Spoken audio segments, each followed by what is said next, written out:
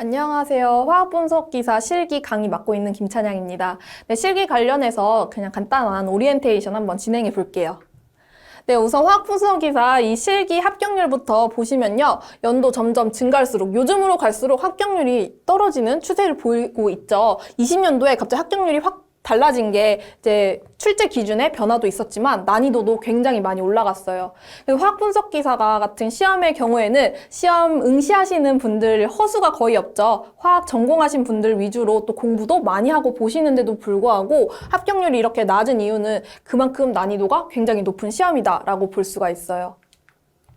자, 그래서 이 화학분석기사 시험 방법에 대해서 말씀드리기 전에 이 화학분석기사 시험은 필답형과 작업형 두 가지로 나누어져서 시험을 봐요.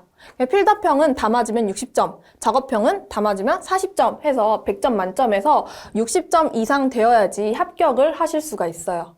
이 필답형의 경우에는 이 합격률이 굉장히 낮은 이유가 거의 필답형 때문이죠. 굉장히 어렵게 나오고 있고요. 작업형은 실험실에 가셔서 이제 실험 실습을 하시는 건데 보통 필답형 시험 보고 나셔서 며칠 후에 이제 실험실로 가셔서 시험 보는 형태로 진행이 되어요.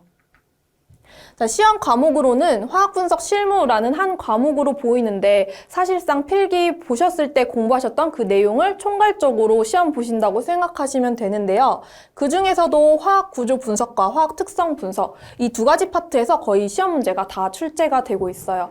그러다 보니까 우리 화학 분석에 대한 그런 이론 내용도 잘 아셔야 되겠지만 기기 분석에 대한 내용도 좀 빠삭하게 아셔야 돼요. 특히 기기 분석에서는 스펙트럼들이 뭐 IR, NMR 그리고 MS 이런 데에서 스펙트럼들이 나오고 그 스펙트럼들을 해석을 해서 화학 구조가 어떻게 생겼을 것인가 또 푸실 수가 있어야 합니다.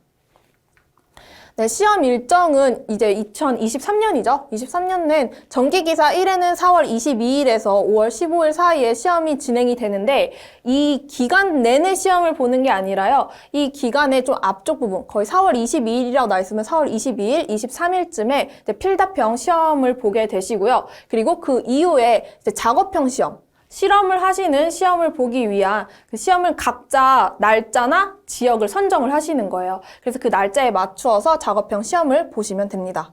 이렇게 1회, 2회, 4회 일정 보시면 되고요. 자, 이 일정 관련해서 일정 이제 접수를 하실 때 필답형 날짜는 정해져 있고 이제 작업형 날짜와 장소는 본인이 지정을 하시잖아요. 그래서 필답형 날짜 기준으로 해서 한 4, 5일 정도 좀 뒤쪽으로 작업형 날짜를 잡으시면 좀 좋을 것 같아요. 그렇게 하시면 필답형 공부만 계속 쭉 하시다가 필답 시험이 딱 끝나고 나서부터 이제 작업형 시험 공부만 또 하신 다음에 작업형 시험 들어가시면 좋거든요. 그리고 작업형 시험의 경우에는 필답형 공부하듯이 그렇게 오래까지 공부하실 필요 없고 한 3, 4일 정도 잡고 공부하시면 문제는 없으니까 필답형 시험 날짜 기준으로 좀 일주일 후라던가 뭐 3, 4일 후로 날짜 잡으시는 것을 좀 추천을 드릴게요. 네, 이 화학분석 기사가 워낙 난이도도 높고 어렵고 이론 공부하실 것도 많고 스펙트럼 분석할 때도 좀 난이도가 있다 보니까 혼자 공부하시긴 좀 어려우실 거예요. 자, 그럴 때는 인터넷 강의 좀 이용을 하셔서 좀 도움을 얻으셨으면 좋을 것 같아요. 네, 여기까지 오리엔테이션 마치겠습니다. 감사합니다.